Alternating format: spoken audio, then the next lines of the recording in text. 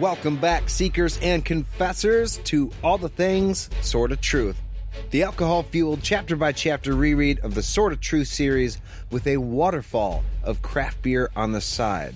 A waterfall. Ooh. That's a lot of beer. Yeah. I want to be at that waterfall. Yeah. I'm Nate.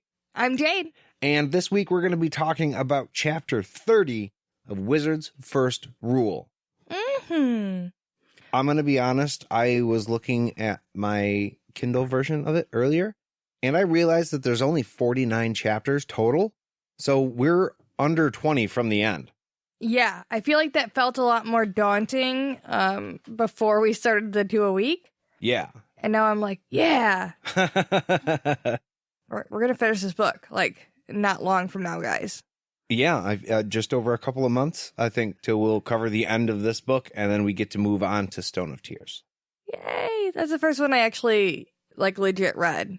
Right, that's the one that you found in a literal garbage bag. Yep. And you read it, and you were like, oh shit, this is good.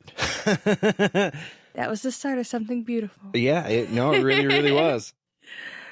So for news this week, we can talk about the store, because it is officially open, and time travel being what it is, we have now caught up to the rest of the world, and we have seen it. Right. Yeah, we got a chance to check that out, look at all of the hoodies and the shirts that are available now. I did see, like, hats and stuff on their primer logo, so I'm hoping maybe some of those will become available in the future. I did see Rob Anderson say that it will be, like, restocked monthly with new items. Yeah, that this is just, like, the start. And I know a lot of people were a little bit disappointed in it, and I think that hopefully that's out, that it's just, like, a little taster of what we're going to see in the future. And hopefully that sword is going to pop up there pretty soon. It's got to, right? I mean, it has to. Terry, baby. I want my sword, man. Work with me here. I could see him having the line of thought that not just anybody can have the sword of truth, right? Just because you want to be the seeker, much like somebody in today's chapter. You don't get it just because you want it. You have to earn it. Right. So I'm going to put my podcast up against the Sword of Truth and say, I'm earning it, Terry. I will say it was a little bit interesting because me and you were talking before we started recording tonight about the graces. Because in the store they have the original and the quote-unquote perfected grace. Right. I was wondering about that. Are they both, like, recognized as the grace? Or is one the official one and one, like, what? I feel like one is a fashion grace. One just looks cool. And Yeah. the other one's, like, the actual magic symbol. Yeah. Some people think that the perfected one is a little bit more aesthetically pleasing, I think. Okay. I personally, regardless of looks, just like the original because that's what it is. You can't change something like that. It's an ancient symbol. Right. I think, well, because I'm planning on getting one of the hoodies, like, for sure. I think I'll probably get the perfected grace on the hoodie, but I am also planning on, eventually getting a grace tattoo, and I think I would get the original for the grace tattoo, just because it's the original. Yeah. And that's what you're saying. That'd be, like, the actual magical symbol. Yeah. Then, yeah, that's what I would rather have, then. In blood or in, like, sorcerer's sand? No, maybe just black lines. Okay. Simple. Okay, Nate. Yeah, Jade. All right, so in this chapter, Richard, he lets his common sense drift away. We caught him coasting again. Yeah. He's got to knock that shit off. And, he does it enough to where Kahlan gets taken from him.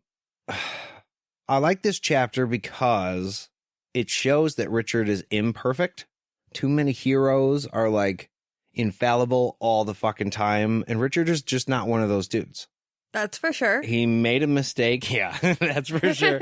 He owns up to it. He recognizes right away, like, fuck, that was dumb. But yeah, he finally makes it to Agaden Reach, which is a lot. All right, well, let's get into it. This chapter starts, and they're talking about dragons. They exist. Yeah, and Richard's kind of surprised about this, and I feel like maybe he should stop being so shocked at some point. Well, yeah, you're entering a world that's full of magic. A place that has different rules of reality because magic exists. So just the simple fact that, hey, there's magic here, you shouldn't be like, are you for real? Is that even possible? Because, yeah, probably. Yeah. And him being like, oh, there's legend. Where do you think the legends came? Yeah. You live next to a magic land, man. The legend came from a real fucking dragon. I did think it was interesting that Kahlan was talking about the different species of dragons and how, like, gray dragons are pets? Yeah, they're smaller and they're shy. And how big do you think a gray dragon is? Because they gave no frame of reference for size. Like it's just pretty small. like a dog? You think like dog size? Maybe pony size? Like, okay, I could see that. Miniature horse. Yeah. Because our dog, he's pretty big. He weighs 100 pounds. I think he'd be bigger than Loki. It's like Spyro. Spyro is like a dog size. Okay. He's cute. These don't sound cute. Well, the gray ones might. The green ones are big and dumb. Yeah. Apparently, that's all they're known for. And, well, no, they have tempers. Yeah, they're big, dumb, and mean. Yeah. And then you have the red dragon, which apparently is the one that Richard saw. They're smart. They are big. You're not going to fuck with one, basically. It's not going to let you. It's going to fight, like, to the death and be like, fuck you. The other thing Kahlan said is it doesn't, like, insert itself in whatever humans are doing. Yeah. It doesn't pick sides. Like, what do you mean pick sides?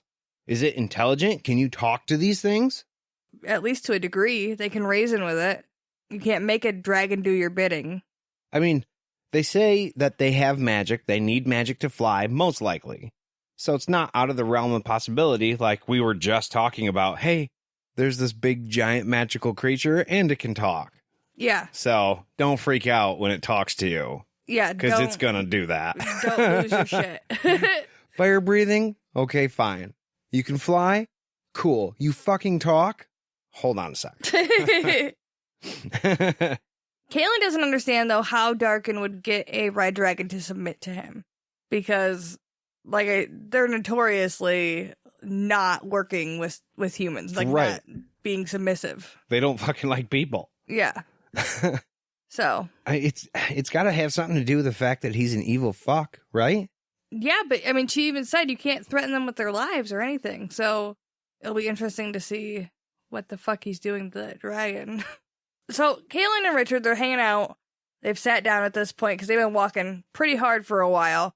And this weird dude comes out of the forest. Old John. Old John. And he just happens to have been looking for our heroes. And he has, like, the most leading conversation ever. Yeah. And Richard falls right into it. And Kahlan doesn't question it at all. No. It's so bad. And they just take off with him. I thought it was weird because so far in this book, Richard, Kahlan, and Zed have been a team. And they got separated. And now they don't really have a plan to get back together. They have no idea where Zed is. And this guy just happens to show up at the perfect time. Like, oh, hey, you're going to do a thing. But like, there's the wizard. You want to meet your dude back, right? You had no way to do that 30 seconds ago.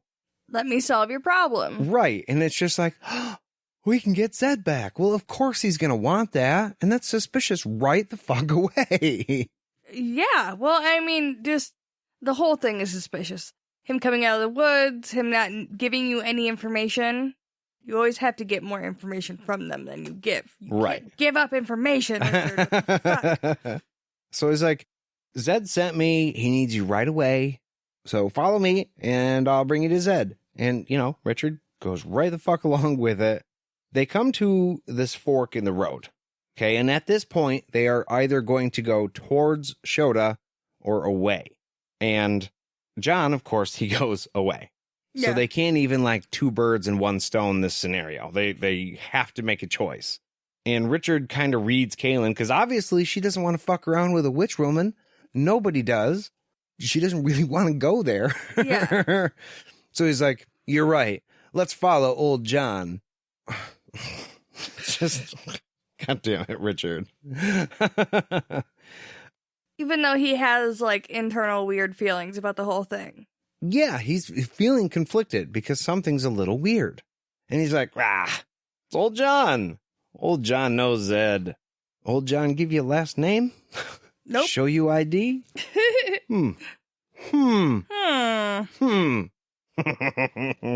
Richard asks if Zed can wait. And old John's like, well, I don't know, man. I don't know. And he just doesn't know because he knows they have to get the box. And that was the whole plan all along. But what if Zed has the box? Yeah, maybe that's what Zed wants.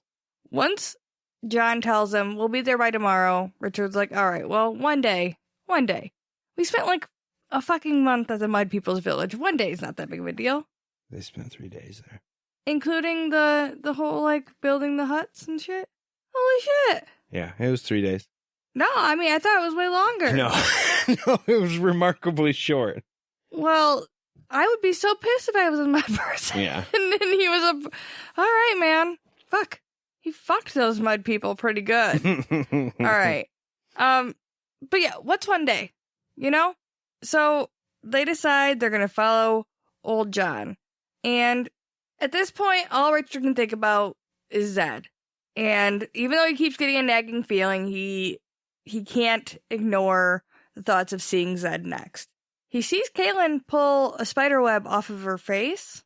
Weird thing to notice. Yeah. Like, obvious thing to notice. Don't get me wrong. I would, too. I fucking hate spiders. So I'd be like, whoa, don't touch those.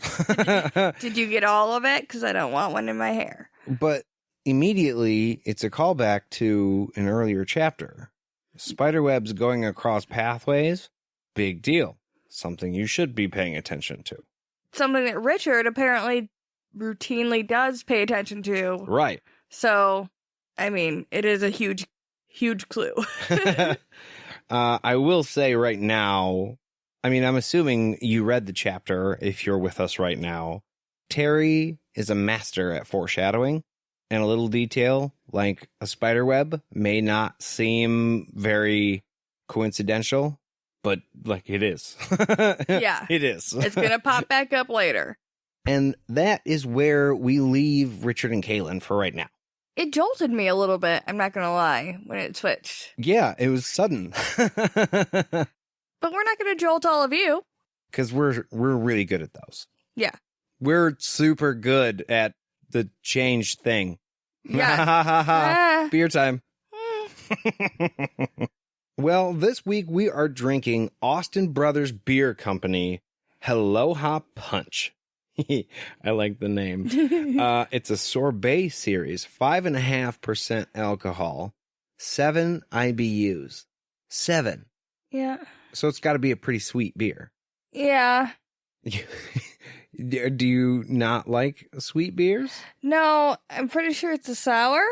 It is a sour ale brewed with pineapple, passion fruit, pink guava, and orange.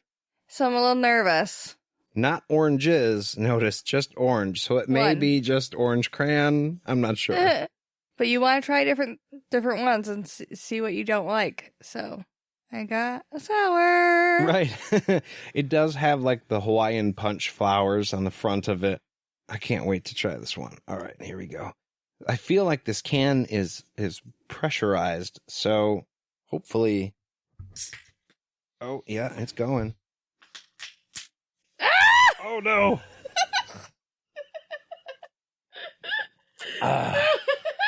Drink to survive. You're not prepared for that. Oh.